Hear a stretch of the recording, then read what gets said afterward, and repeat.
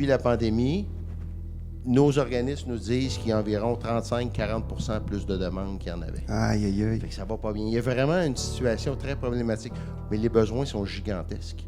On a vu des gens qui avaient des salaires extraordinaires, une grande maison, puis du jour au lendemain, ils n'étaient plus capables de payer rien. Et au printemps, on a vu une hausse très, très importante des demandes d'aide, puis en même temps, une perte de bénévoles très, très substantielle. Cette année, avec la pandémie, c'est fou à quel point ça a jeté littéralement du monde à la rue. Ça a vraiment mis énormément de pression financière sur énormément de familles. Et puis, j'imagine juste la détresse d'un parent qui regarde son enfant, qui lui dit rien, mais qui sait très bien qu'il ne peut pas lui offrir de la nourriture ou quoi que ce soit d'autre. Moi, ça me donne des frissons dans la colonne vertébrale, puis ça m'enrage littéralement. Moi, je suis un petit gars de la DPJ. Je l'ai vécu des Noëls. Pas de bouffe, pas de cadeaux. La honte à l'école.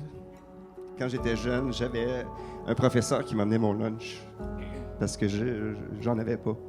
Puis elle le faisait, puis elle me disait tout le temps « Remercie-moi pas, c'est toi qui me fais du bien. » J'ai envie de donner au suivant, surtout par rapport à la nourriture, parce que pour moi, c'est la base. On peut pas survivre si on mange pas.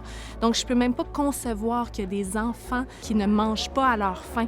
Pour moi, c'est inconcevable. Je suis une immigrante de première génération. J'ai vu mes parents rusher, je les ai vus être inquiets à la fin du mois.